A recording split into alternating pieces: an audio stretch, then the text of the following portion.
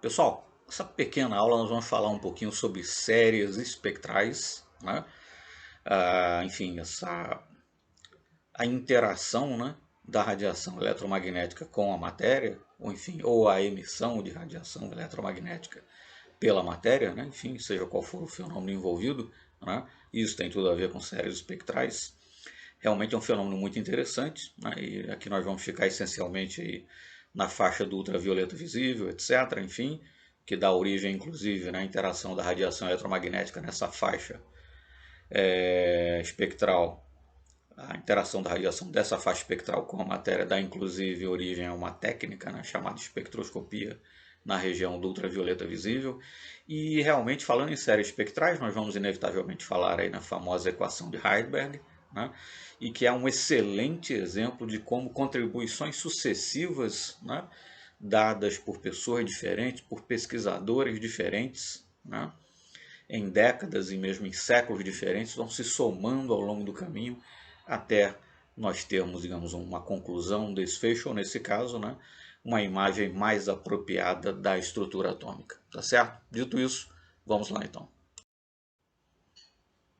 Possivelmente fosse possível traçar aí, né, um esforço histórico começando um pouco antes disso, mas do ponto de vista que aqui nos interessa, né, a nossa história começa aí em 1814, quando Joseph von Fraunhofer, né, até hoje chamadas linhas de Fraunhofer, né, o espectro de Fraunhofer, né, algo que você vai encontrar aí nos livros. Então, em 1814, Fraunhofer inventou o chamado espectroscópio, né, tem uma figura de um espectroscópio no slide seguinte, e analisando então a luz, né, que vinha do Sol, ele conseguiu descobrir, depois foram descobertas muitas outras e tal, o número é bem maior, mas ele conseguiu descobrir, na época, 574 linhas escuras no espectro solar. Vai ficar mais claro depois o que quer dizer essa história aí de linhas escuras, né?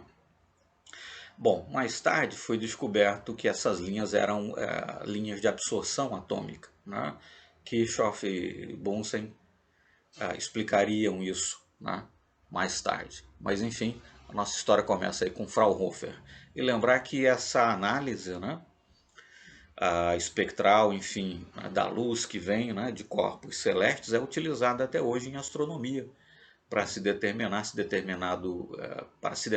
se certo elemento químico, né, ou compostos até estão ou não presentes, né, na atmosfera, por exemplo, de determinado corpo celeste. Então realmente é uma área bastante rica, né, essa espectroscopia aplicada à astronomia, tá certo? Enfim, algo em voga até hoje. Nós temos aí uma imagem, no caso uma gravura, né, de um espectroscópio, né, foi um aparelho similar a esse que Fraunhofer utilizou. E nós temos aí a parte visível do espectro eletromagnético, que vai ali, grosso modo, de 400 a 750 nanômetros. Né? Abaixo ali dos 400 nanômetros, você entra já na radiação ultravioleta, acima dos 750 nanômetros, você já entra aí na radiação infravermelha. Né? Enfim, mas a parte do espectro eletromagnético aqui que nos interessa é a faixa visível. Quando se diz visível, bem entendido, visível para o olho humano, visível para o ser humano. Né? Com exceção do ser humano e, enfim, alguns primatas, os outros animais todos, na verdade, enxergam em preto e branco. Né? Existem determinadas espécies de abelhas, por exemplo, que conseguem enxergar na faixa do ultravioleta. Né? Então, quando se diz espectro visível, bem entendido para o ser humano. Então, o Fraunhofer pôde observar, por exemplo, o que aparece aí. Né? É como se você tivesse o espectro visível, né? Uma faixa ali de 400 a 750 nanômetros mais ou menos, mas faltando, né, determinadas radiações em determinados comprimentos de onda. Né? Daí falar-se em linhas escuras, né, no espectro. Foi isso daí que o Fraunhofer observou. Como nós vamos estudar mais adiante, isso está associado à absorção, né, de radiação eletromagnética pela matéria, ou especificamente por átomos. Né? Então, para fins de comparação, nós temos aí o espectro de emissão e o espectro de absorção do hidrogênio. Então, emissão de fótons, né, a emissão de radiação eletromagnética, nesse caso aí na faixa do visível, né, ou na faixa visível do espectro, acontece quando o elétron transita de um nível de energia mais alto para um nível de energia mais baixo. A absorção, por sua vez, acontece quando o elétron transita de um nível de energia mais baixo para um nível de energia mais alto, né? Então, de um nível de energia mais alto para um mais baixo, há emissão. De um nível de energia mais baixo para um mais alto, há absorção. Daí, no espectro de absorção, você ter linhas faltantes, né? E é claro que essas linhas no espectro de absorção e de emissão vão coincidir. Por quê? Né? A diferença de energia, sei lá, entre n igual a 3 e n igual a 2, né? Nível 3 e nível 2 de energia no átomo de hidrogênio, é a mesma diferença de energia entre o nível 2 e o nível 3. Né?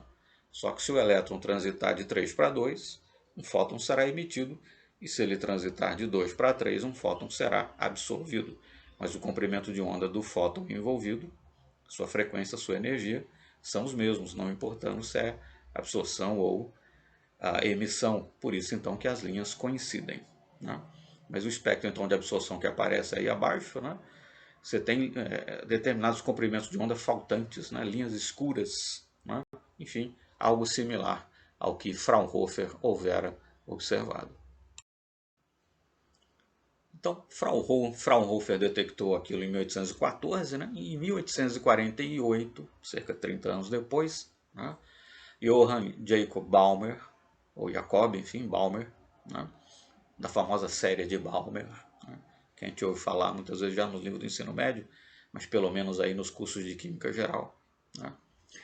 Ele descobriu uma forma, empiricamente, né? Descobriu uma fórmula. O que é algo empírico? É determinado a partir de dados experimentais. Né? Ele tinha dados experimentais, tinha o espectro de linhas, né, do hidrogênio, de emissão no caso, e ele tentou então correlacionar matematicamente essas linhas, os comprimentos de onda em que elas apareciam. Né? Tentou encontrar aí uma equação empírica para descrever, né, aquele comportamento.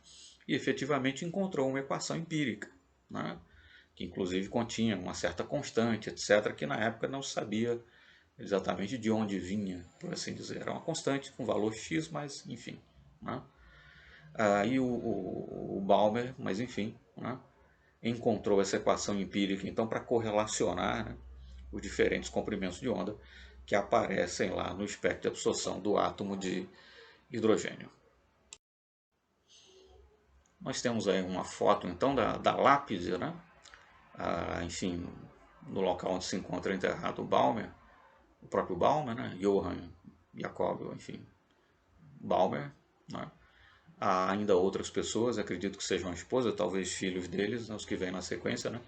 Que faleceram já no século XX. Né? E vejam que na parte de cima da lápide aparece a equação, né? Lambda igual a B, né?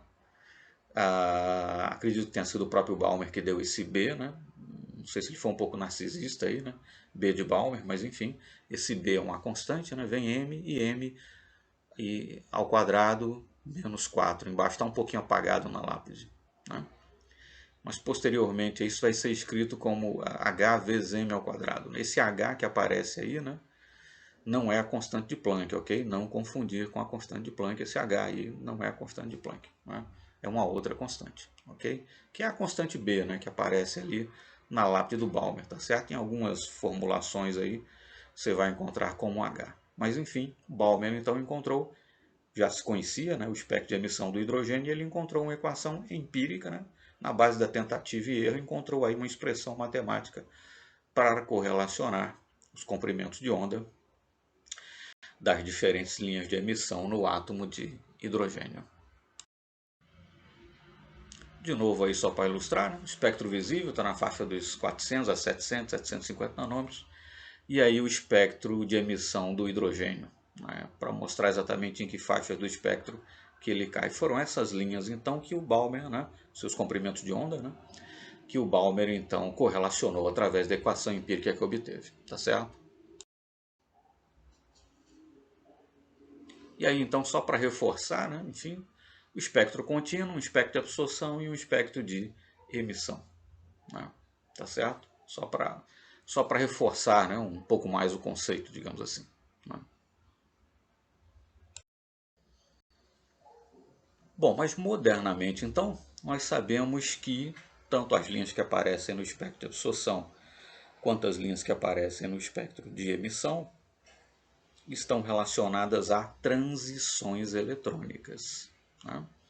Se o elétron transita de um nível de energia mais alto para um nível de energia mais baixo, fóton é emitido. Se ele transita de um nível de energia mais baixo para um nível de energia mais alto, um fóton é absorvido. E o comprimento de onda, a frequência, a energia desse fóton está relacionada estão relacionados, né, à diferença de energia entre esses diferentes níveis, né? Mas ok, então recapitulando, Fraunhofer, Balmer encontrou, né, empiricamente Fraunhofer detectou, né, aquelas linhas faltantes lá na luz que vinha do Sol. Enfim, sabemos que são devido à absorção, né, de radiação eletromagnética.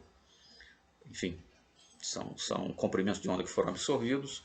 Balmer, posteriormente, analisando o espectro de emissão do hidrogênio, encontrou uma equação empírica, né, para correlacionar os diferentes comprimentos de onda observados no espectro de emissão. E ok, né, antecipando um pouquinho, invertendo um pouco a sequência lógica, digamos assim, para depois retornarmos, né, àquela sequência lógica, né, seguindo o passo a passo ali histórico, nós, enfim, sabemos que essas, né, linhas de absorção ou de emissão estão relacionadas a transições eletrônicas entre os diferentes níveis de energia, né, no átomo. Fiquemos com o átomo de hidrogênio, porque aí é mais fácil, né, só um elétron, enfim, fica mais fácil enxergar as coisas. Bom, e aí nós conhecemos, né, lá dos livros de Química Geral, já aparece em livro de ensino médio também, a famosa equação de Heidelberg, que é essa que aparece aqui, e já falamos daqui a pouquinho no Heidelberg, né?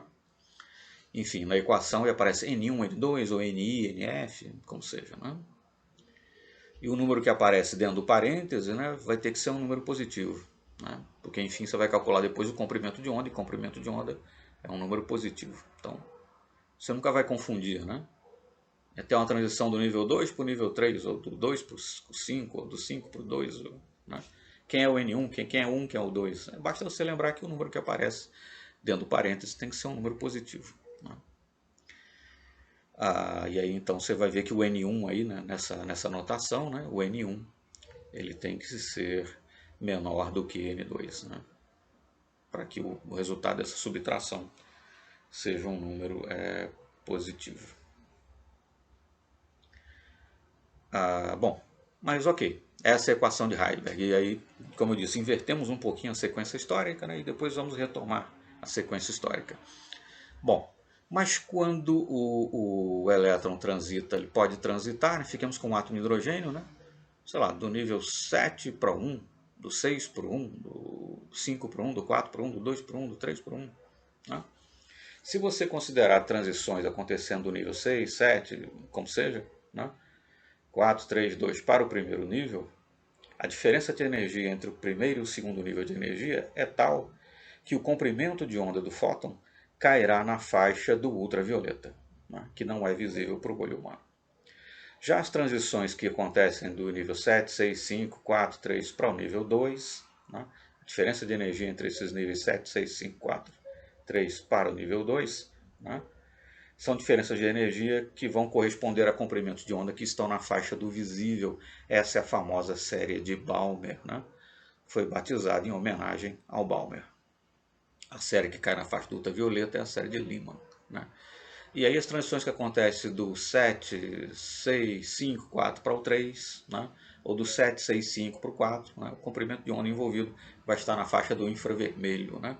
Nós temos a série de Paschen, de Brackett e outras que inclusive nós vamos mencionar aí na sequência. Evidentemente o infravermelho está fora, né, enfim, da faixa aí que é enxergável pelo olho humano. Né? Então 1 sobre lambda é igual a R, constante de Heidelberg, 1 sobre N1 ao quadrado, menos 1 sobre N2 ao quadrado. O N aí nós associamos modernamente, né, ao número quântico principal.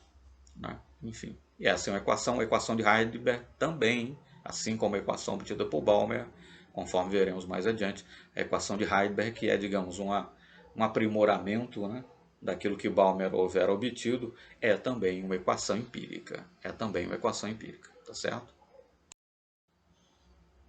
Mas aqui então nesse slide, né, só para, enfim, ilustrar um pouco melhor, né, já tínhamos falado das séries de Paschen, Brackett, ainda a série de Fund e a de Humphrey, tá certo? Só para mostrar uma tabela mais completa, digamos assim, né? E lá em cima, né, pequenininho ali, é a equação de Heidelberg, né? Tá certo? Mas vejam que aparece na equação z ao quadrado, né? Z é o número atômico do átomo que nós estamos considerando, tá certo? E aparece aí o valor da constante de Heidelberg, né?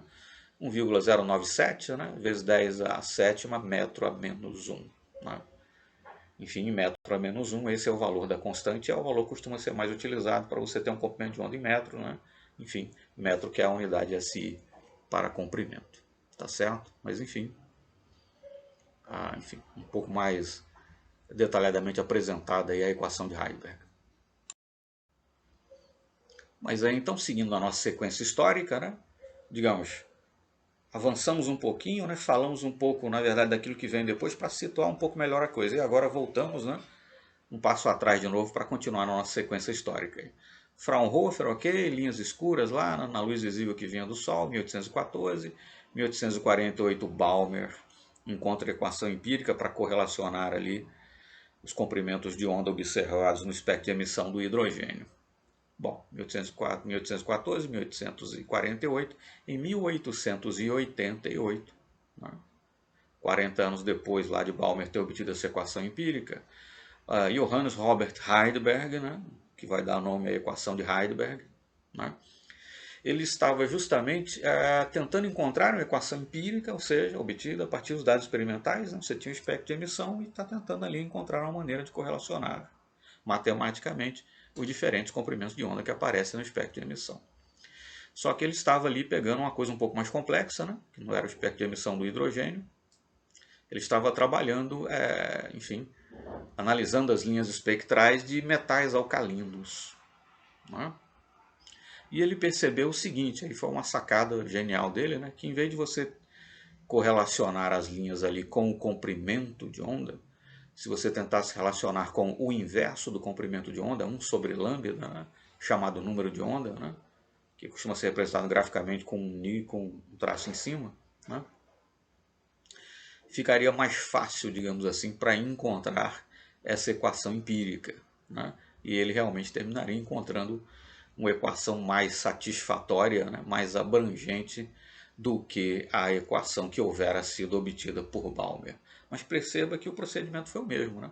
Vou tomar aqui espectros de emissão, tem esses dados experimentais aqui, que são confiáveis e tal, e agora eu vou tentar correlacionar matematicamente e encontrar empiricamente uma equação que correlacione esses diferentes comprimentos de onda. Quer dizer, uma coisa realmente na base da tentativa e erro. Né? Enfim, e chegou a uma equação, né, que não tinha exatamente a mesma formulação que tem atualmente, né, mas enfim, que seria batizada posteriormente então de equação de Heidelberg. E aqui então, para fins de comparação, né, nós temos aí espectro contínuo e de cima para baixo aí espectros de emissão para sódio, hidrogênio, cálcio e mercúrio. Né. Evidentemente, com o aumento do número atômico, você tem aí também um aumento, né, do número de elétrons, a possibilidade de interações entre esses elétrons, etc. Quer dizer, a tendência é que os espectros de emissão fiquem cada vez mais complexos, mais difíceis de serem interpretados, enfim. Né? E ali no sódio, né, que foi um dos espectros que o Heidelberg analisou para chegar na sua equação empírica, né, as linhas mais intensas caem ali na faixa do amarelo, né? É por isso que aquelas famosas lâmpadas de vapor de sódio que tem aí na iluminação pública, né, pelo país afora, tem aquela luz amarelada, tá certo? Mas enfim, sódio e outros metais alcalinos eram justamente né, os espectros de emissão desses elementos que o Heidelberg estava analisando para chegar a uma equação empírica que se mostraria um avanço, né? Uma equação, digamos, mais abrangente, mais aperfeiçoada do que a equação que houvera sido obtida anteriormente por Balmer. Bom, e o Heidelberg então chegou nessa primeira equação, aí, n igual a n0 menos c0 sobre m mais m', né? Onde n é o número de onda da linha, n0 é o limite da série, né? Enfim, m é o número ordinal, né, que a linha tem na série, e m' é uma constante diferente em cada série, né, e C0 é uma constante universal. Né, mas essa equação não funcionou muito bem, né, e ele chegou depois nessa outra, n igual a n0 menos C0 sobre m mais m' ao quadrado. Perceba que essa história de quadrado, né, elevado ao quadrado, já lembra mais, né, enfim, a formulação moderna que nós temos, né, para a equação de Heisenberg. Né. E aí então ele reescreveu, né, a equação de Balmer nesse outro formato aí, né, n igual a n0 sobre 4n0 sobre m ao quadrado. Né. Quando ele tomou conhecimento, né, da equação de Balmer, né, ele disse, opa, né, dá para, né, aproveitar isso aqui, digamos, e reescrever a equação de Balmer com esse formato, essa terceira equação que aparece de cima para baixo. Né. E então, enfim, a equação de Balmer passou a ser, né, um caso especial da equação de Heisenberg, no qual m' é igual a zero, né, e C0 seria 4n0 e n0 seria 1 sobre h. Né. Lembrar que esse h não é a constante de Planck, né, é aquela constante b lá na equação de Balmer, tá certo? E aí no finalzinho do slide aparece essa informação, né? Bohr, posteriormente, né, que também se dedicaria, né, inclusive a partir do modelo atômico de Bohr, conforme nós veremos, é possível deduzir, né, a equação de Heisenberg, e é possível deduzir o valor da constante de Heisenberg, inclusive. Né. Bohr, então, enfatizou o fato de que usar o número de onda, né, o inverso do comprimento de onda em vez do comprimento de onda, né, foi a grande sacada, aí, né, a grande chave para o Heisenberg ser bem sucedido na obtenção de uma nova equação empírica, de uma equação, digamos, mais poderosa, que descrevia mais adequadamente, né, o comportamento ali, ou a posição, melhor dizendo, das linhas espectrais nos espectros de emissão de diferentes elementos. Bom, então tudo começa lá em 1814, né? Fraunhofer encontrando aquelas linhas faltantes lá, né, na luz solar. 1848, Balmer encontra uma equação empírica para descrever, né, correlacionar os comprimentos de onda no espectro de emissão do hidrogênio. Então, 1814, 1848 e 1888, Balmer se dedicando aí aos espectros de emissão de metais alcalinos, né, e redescobrindo, por assim dizer, a equação de Balmer, né, consegue chegar numa equação empírica mais sofisticada, da qual, né, a equação de Heisenberg, né, ele vai chegar numa equação que posteriormente receberá seu nome. Heisenberg então chega numa equação da qual a equação de Balmer é apenas um caso particular, né, um caso particular. Chega enfim Heisenberg numa equação mais poderosa, digamos assim, né, com poder explicativo, etc., maior. Mas tanto a equação de Balmer quanto a equação de Heisenberg, mais sofisticada, né, por assim dizer, do que a equação de Balmer, tanto uma quanto outra, eram equações empíricas. Por que a relação é aquela? Né? Por que tem uma constante? De onde vem essa constante? Né? Por que vem esse termo aqui ao quadrado? De onde vem isso? Né? Eram equações empíricas, empiricamente obtidas. Né? Obtidas a partir de dados experimentais. Você tomou os dados experimentais e tentou encontrar empiricamente, na base da tentativa e erro, uma equação que correlacionasse aqueles comprimentos de onda, e Balmer foi bem sucedido nisso, e posteriormente Heisenberg seria ainda mais bem sucedido, encontrando uma equação ainda mais abrangente, ainda mais poderosa. Né? Mas de onde vem aquela constante? Por que o termo é ao quadrado, etc. Né? Bom, para entender esses porquês, para explicar esses porquês, para poder deduzir a partir de primeiros princípios, digamos assim, a equação de Heisenberg e também, consequentemente, calcular a partir de primeiros princípios, né, ab início, digamos assim, o valor da própria constante de Heisenberg, seria preciso ter-se um modelo, né, atômico, uma descrição detalhada, pormenorizada, por assim dizer, de como era, afinal, o átomo, né, e como o elétron se comportava no átomo. Né? E aí ficamos com o átomo de hidrogênio, que é o sistema mais simples, né? Só tem um elétron, etc. Bom, em 1913, Niels Bohr publicaria na Philosophical Magazine, né? Apesar de um philosophical, né?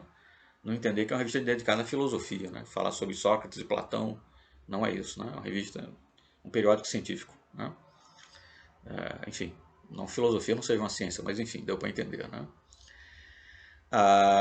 Então, publicou no Philosophical Magazine, né, e percebam que num período curto aí de tempo, né, entre julho, setembro e novembro de 1913, né, então já vai um pouco mais de 100 anos, né, uma série de 3 artigos, né, por isso ficaria conhecido como a trilogia, né, e nesses artigos ele adaptou a estrutura nuclear do modelo de Rutherford, né, à teoria quântica de Planck, né, e com isso ele criou o seu próprio modelo, o famoso modelo planetário, né, os elétrons, né, enfim, em torno do núcleo, né, em trajetórias circulares, né, daí modelo planetário, porque lembra, enfim, um sistema solar, etc. Né?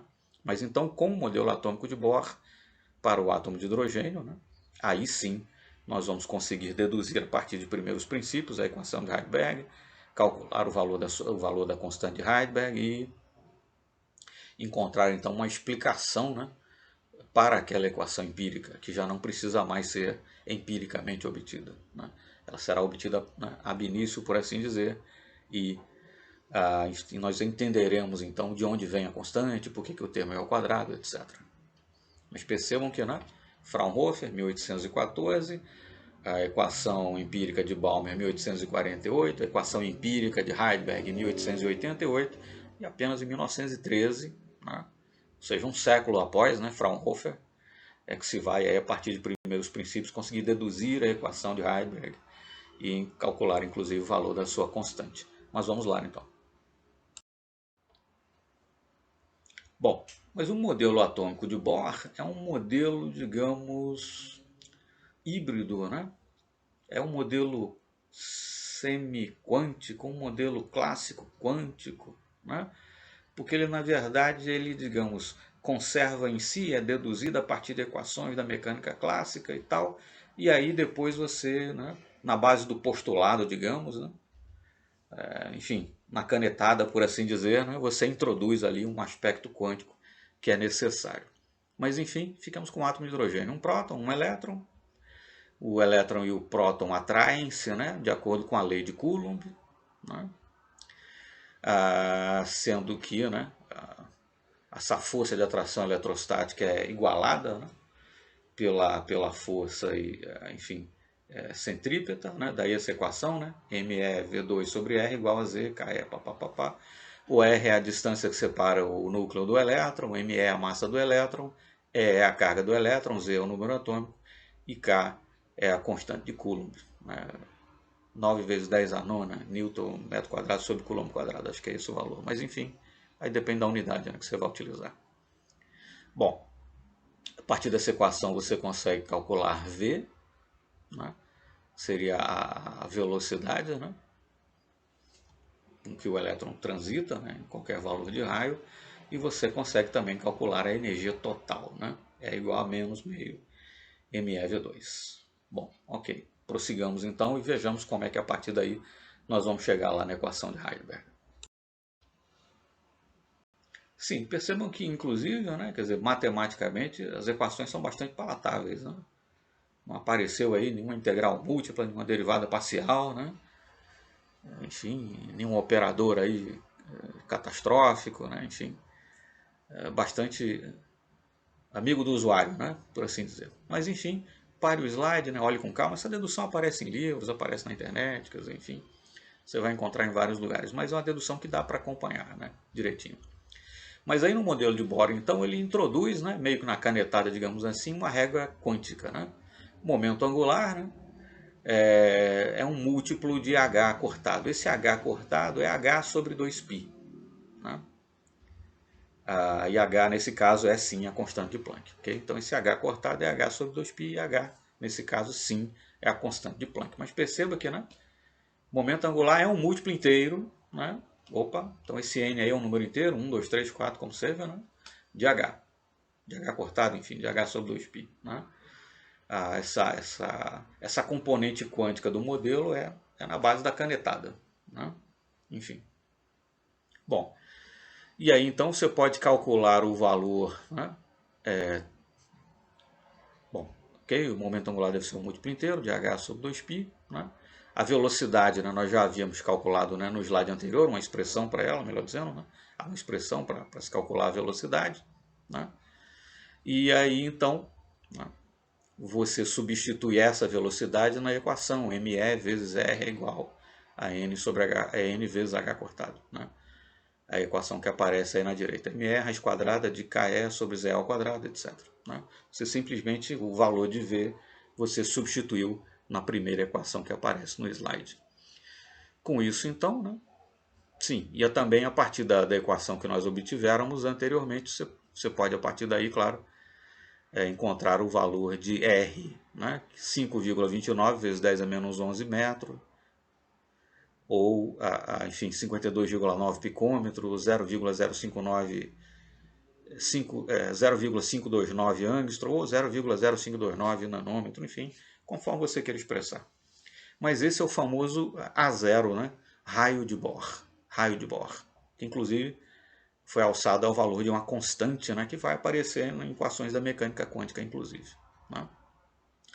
Então, ok, né? Já tinha encontrado alguma expressão para o valor de V, está lá no slide anterior. Substituí essa expressão de V na primeira equação que aparece nesse slide, né? Para calcular o momento angular. Né? E a partir daí calculo R, ok? E a partir daí também posso calcular a energia, né? Que vai ser menos 3,6 vezes E ao quadrado sobre N ao quadrado de elétrons volts. Lembrar que um elétron volt é 96,487, se eu não me engano, kilojoules por mol. Mas enfim. Ok. Cheguei ao valor de R, nesse caso é o famoso A0, o raio de Bohr, né? Uma constante que vai aparecer depois em equações da mecânica quântica. E encontro a energia, que é isso que me interessa nesse caso, do elétron, né? Menos 13,6 vezes E ao quadrado, claro que no caso do átomo de hidrogênio é igual a 1, né? Então vai ficar 13,6 sobre N ao quadrado, N é um número inteiro. Né? No caso do modelo atômico de Bohr, é a primeira, segunda, terceira, quarta órbita, como seja. Né? Então 13,6 sobre N2 elétrons volts. Essa é a energia do elétron no átomo de hidrogênio, conforme calculado aí, utilizando o modelo atômico de Bohr. Bom, mas nós sabemos que tanto na emissão quanto na absorção, né, lá tanto no espectro de emissão quanto no espectro de absorção, aquelas linhas, né, no espectro de emissão, as linhas emitidas, por assim dizer, ou aquelas linhas escuras, né, no espectro de absorção, né, correspondem ao que? A comprimento de onda de radiação eletromagnética que foi emitida, no espectro de emissão, ou que foi absorvida no espectro de absorção.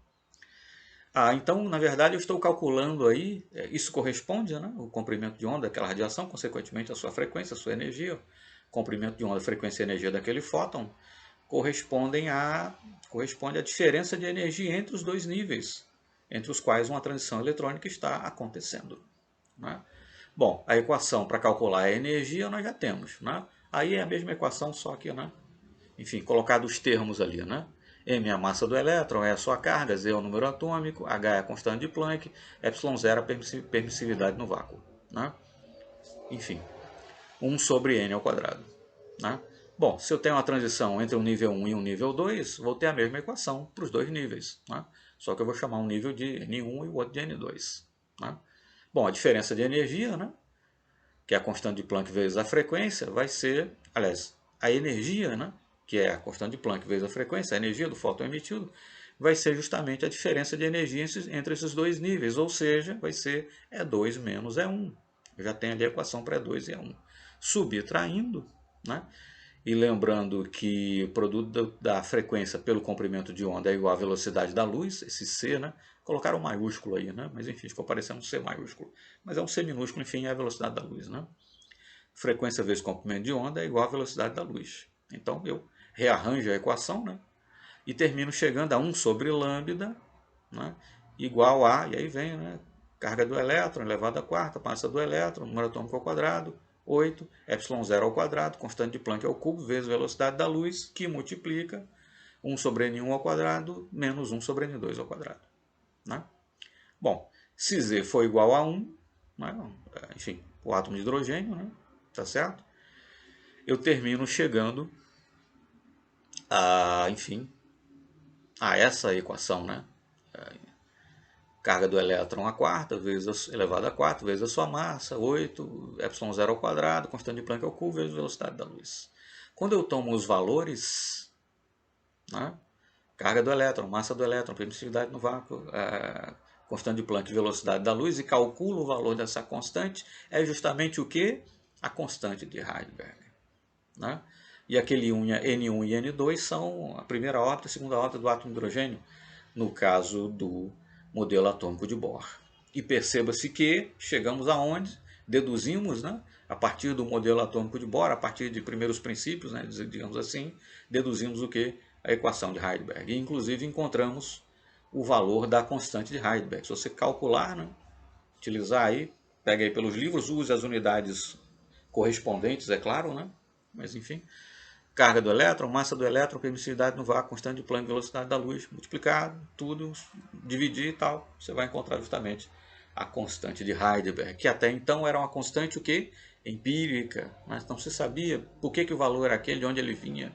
E o modelo atômico de Bohr, com o modelo atômico de Bohr você consegue saber, né, quais são as constantes que juntas, por assim dizer, formam a constante de Heisenberg. Né? E por que aquele termo, né, ao quadrado, né, porque 1 sobre n, enfim.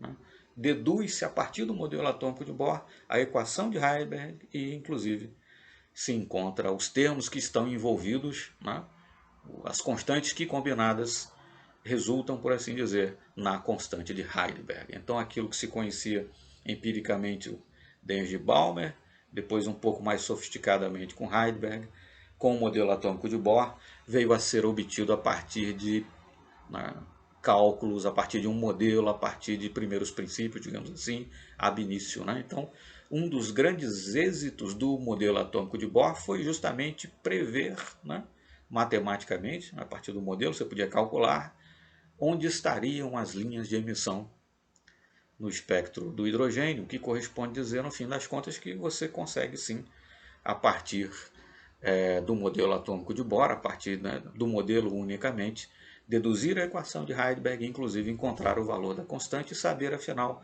quais são os termos, quais são as outras constantes que, uma vez combinadas, né, levam ou, enfim, nos permitem calcular a constante de Heisenberg. De onde vem aquele valor? Agora sabemos, né? Carga do elétron, massa do elétron, constante de Planck, permissividade no vácuo e a velocidade da luz. Tá certo? Então, um dos grandes triunfos, né, do modelo atômico de Bohr, permitir deduzir-se a equação de Heisenberg, encontrar o valor da constante de Heisenberg, mostrando que o modelo olha, né, pelo menos para o átomo de hidrogênio, está certinho sim, funciona assim. Né? Então foi realmente um grande triunfo. Né? Finalmente, um século depois, né, de Fraunhofer ver aquelas linhas faltantes lá na luz que vinha do Sol, né? E décadas após, né, enfim, Balmer ter obtido a sua equação empírica, e décadas após Heisenberg ter obtido a sua equação, né, uma equação já mais aperfeiçoada em relação à equação de Balmer, se conseguiu, via modelo atômico de Bohr, deduzir a equação de Heisenberg e também encontrar o valor da sua constante. Realmente um grande triunfo. E aí então nós temos uma síntese, digamos assim, né? A equação de Heisenberg, né? O seu valor, né? Expresso aí com 3 casas decimais, mas enfim, determinações exatas com um número maior de casas, né? Mas enfim, para qualquer finalidade prática, né? Cálculos, etc., em problemas diversos, em situações diversas, 3 casas decimais está de bom tamanho. Enfim, como ela é calculada, né? A partir daqueles parâmetros aí que já mencionamos antes, e aí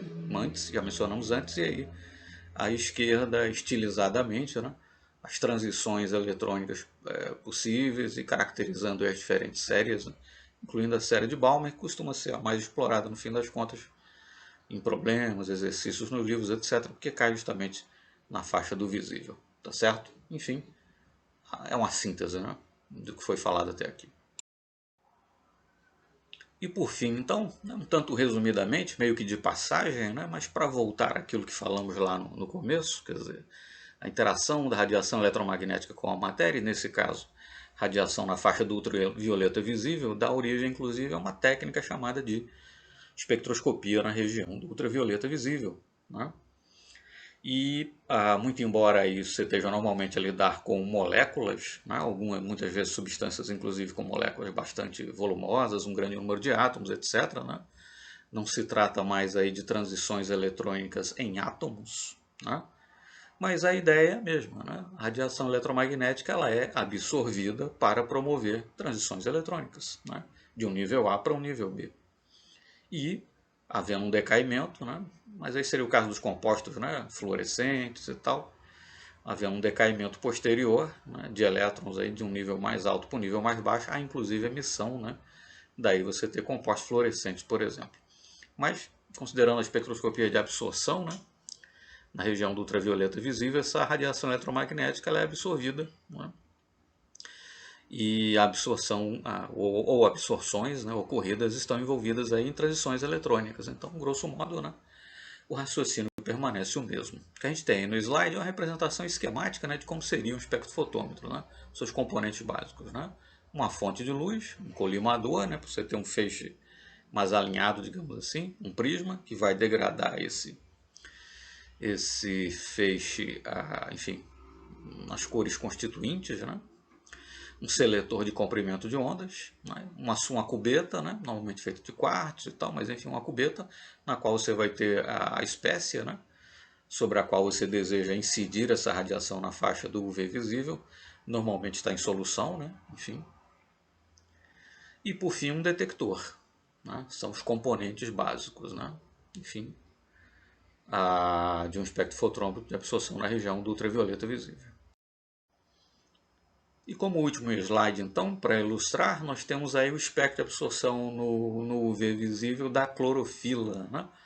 Lembrar que a clorofila tem clorofila A e B, ou alfa e beta, enfim, com estruturas um pouquinho diferentes. Enfim, essa é a clorofila A, ou alfa. Né? Lembrar que a clorofila, né, é uma molécula relativamente grande, enfim, aparece aí inclusive, né? Magnésio ao centro, né? Seria o equivalente, entre aspas, né, nos vegetais da hemoglobina, grosso modo. Né?